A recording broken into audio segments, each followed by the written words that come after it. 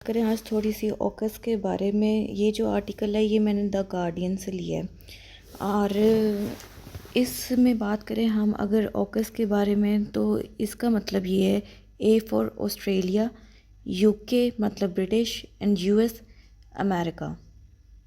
तो इसका जो नाम है ना, इस नाम से ही हमें पता लगता है कि ये इन तीन कंट्रीज़ की कंट्रीब्यूशन से, मतलब इन तीन कंट्रीज़ ने मिलके ये एक डील बनाई है, इसकी एक फॉर्मेशन की है। ये जो ऑकस की फॉर्मेशन हुई थी ना, ये हुई थी 15 सितंबर 2021 को। तो इसका जो मेन रीज़न था इस ऑकस फॉर्मेशन की वो यही थी कि इसके तहत जो है ना इंडो पैसिफिक रीजन की सिक्योरिटी को इन्हांस किया जाए। क्योंकि जो चाइना है वो अपना जो नेवल, उसका जो सिक्योरिटी है, ये नेवल जो भी अपनी वो है उसको ना वो इंडो पैसिफिक रीजन या अपने साउथ चाइना सी में ना उसको बढ़ा रहा है, उसकी अपनी ना हेजमनी वहाँ पे क्रिएट कर रहा है। तो अब यूके और यूएस को इस चीज़ से ख़तरा है कि वो इंडो पैसिफिक, क्योंकि मेन वो रीजन है ट्रेड का, तो अगर वो चाइना के कंट्रोल में चला जाएगा तो चाइना जो है वो सुपरमेसी में आ जाएगा, वो सुप्रीम पावर बन जाएगा। और यूएस जो है वो इस चीज़ को होने नहीं देना चाहता। तो इसलिए इन्होंने ये तीन कंट्रीज़ मिली और इन्होंने ये एक पैक्ट बनाया और इसके तहत जो इनकी अब लेटेस्ट सबमराइन डील्स जो है वो साइन हुई है। तो उसमें देख लेते हैं उसमें क्या हुआ है।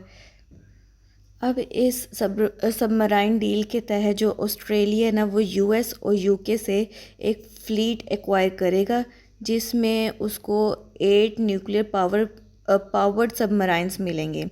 ठीक है। और ये जो इस टोटल की कॉस्ट होगी ना, इस टोटल फ्लीट की जो कॉस्ट होगी वो होगी $368 बिलियन, जिसमें जो ऑस्ट्रेलिया की इन्वेस्टमेंट होगी वो होगी $9 बिलियन। अब जी इस सबमराइन जो डील है इसका मकसद ही यही है कि जो ऑस्ट्रेलिया की नेवी है उसको ऑस्ट्रेलिया जो मिलिट्री है वो उसको इन्हांस किया जाएगा, उसकी सिक्योरिटी को इन्हांस किया जाएगा, उसकी जो उसको ट्रेनिंग फराहम की जाएगी। और जो ऑस्ट्रेलिया की मिलिट्री है, जो सिविल पर्सनल है ना इसका, वो कंट्रीब्यूट करेगा यूके यूएस नेवीज़ के साथ, जिसकी वजह से ऑस्ट्रेलिया की जो मिलिट्री है वो ज़्यादा स्ट्रॉन्ग बनेगी, इसकी जो सबमराइन इंडस्ट्रियल बेसिस हैं वो स्ट्रॉन्ग होंगी। अब जी ये मेन रीज़न इसकी जो है जो ये डील बना रहे हैं सबमराइन की, तो उसकी वो रीज़न मैंने आपको पहले भी बताया, यही है कि जो चाइना का बढ़ता इन्फ्लुएंस है इंडो पैसिफिक रीजन में, उस वजह से इनको यूएस को यूके को ख़तरा है कि हमारी जो सुपरमेसी है उसमें कमी आ जाएगी और इसकी हेजमनी बढ़ जाएगी। तो इसको इंडो पैसिफिक की जो सिक्योरिटी है ना उसको बढ़ाने के लिए वो ये ऑकस के थ्रू सबमराइन डील कर रहे हैं। अब जी इस डील के ना 4 फेजेज़ हैं। इसका जो प्लान है उसमें हम कह सकते हैं 4 फेजेज़ इसमें शामिल हैं। तो सबसे पहले फ़ेज़ में इसका हम देखें तो इसमें सबसे पहले ये है कि embedded personal and port visit. इसमें क्या होगा कि ये यूएस और यूके के जो सेलर्स हैं, जो इसका क्रू है नेवी का, वो विज़िट करेगा ऑस्ट्रेलिया के पोर्ट्स। ठीक है। इसके अलावा इनका जो पोर्ट विज़िट होगा, उसके अलावा जो ऑस्ट्रेलिया का क्रू है, जो उसके सेलर्स हैं, उसको ट्रेनिंग दी जाएगी यूएस एंड यूके के थ्रू। इसके बाद जी इसका सेकंड फेज़ देखें तो उसमें क्या होगा कि सबमराइन की रोटेशन होगी। ठीक है।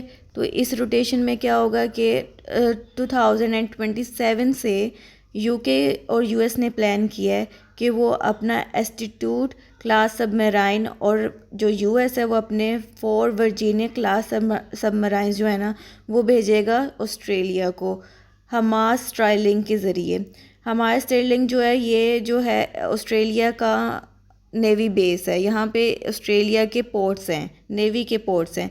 तो इस पोर्ट के थ्रू ये अपने सबमराइंस भेजेंगे और अपनी रोटेशंस शुरू करेंगे। इसका थर्ड फेज़ देखें तो उसमें ये है कि यूएस जो है वो अपने वर्जीनिया क्लास सबमराइंस जो है वो ऑस्ट्रेलिया को सेल करेगा।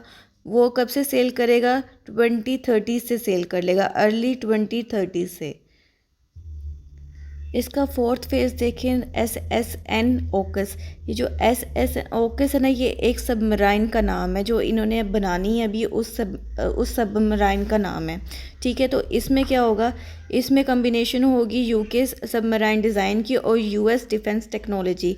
इन दोनों कम्बिनेशन के तहत ये सबमराइन बनेगी और इस सबमराइन की जो पहली बोट है ना, वो आएगी यूके सर्विसेज में 2030s में। ठीक है, और इसकी जो ऑस्ट्रेलिया में ये बोट कब आएगी, अर्ली 2040s में।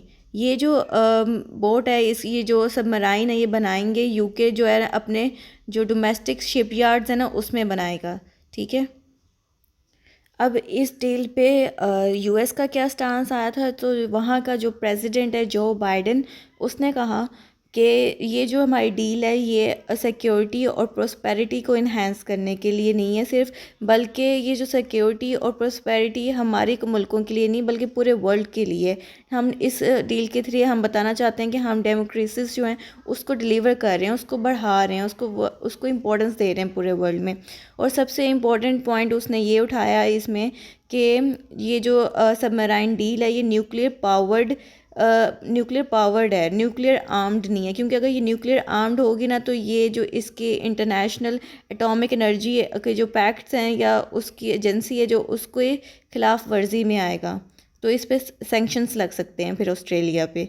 तो इसलिए उसने यहाँ पे ये क्लियर किया कि ये न्यूक्लियर आर्म्ड नहीं है बल्कि न्यूक्लियर पावर्ड है, बस सिक्योरिटी को इन्हेंस करने के लिए, उसको ट्रेनिंग देने के लिए। ऑस्ट्रेलिया का प्राइम मिनिस्टर का यहाँ पे ये स्टांस था कि ये जो डील है ये सबसे बड़ी डील है ऑस्ट्रेलिया की डिफेंस कैपेबिलिटी में, अब तक की जो भी हिस्ट्री है सबसे बड़ी डील है।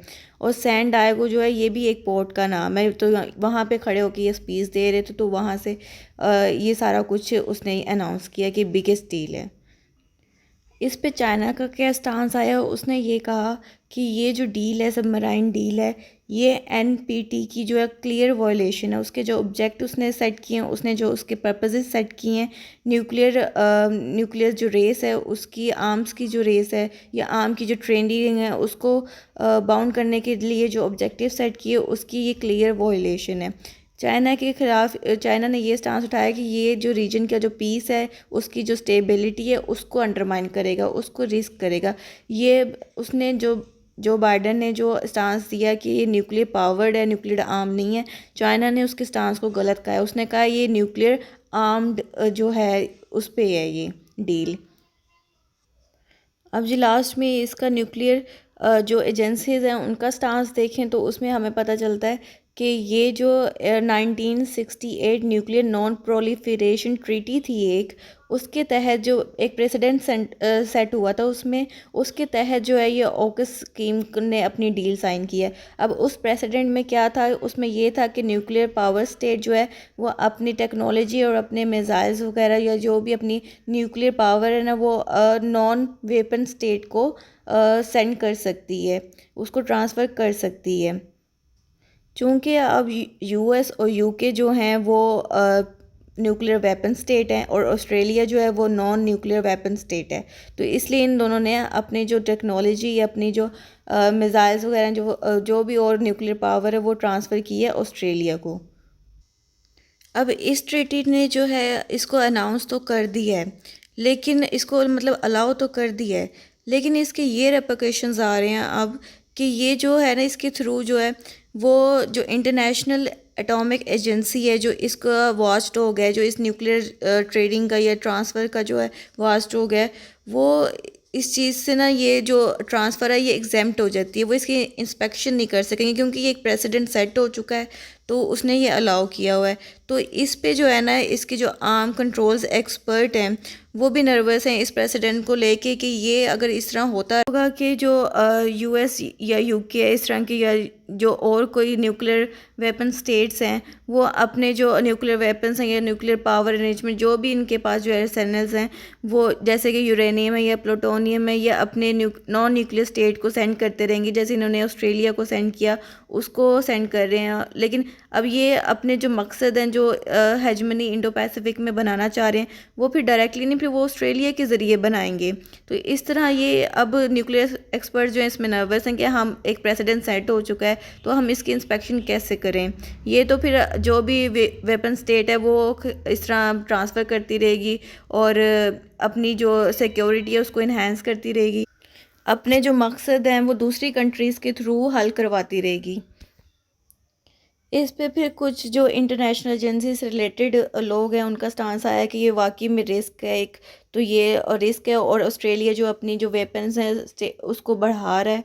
तो इस तरह का ये अभी इनका थोड़ा क्रिटिसिज्म भी चल रहा है इस पे। तो ये सारा कुछ इस डील के जो भी इस डील में हुआ वो सब कुछ इसमें बताया हुआ था। यहीं पे अपनी वीडियो को एंड करते हैं। मेरे चैनल को सब्सक्राइब ज़रूर कीजिएगा, दुआओं में याद रखिएगा। अल्लाह हाफ़िज़।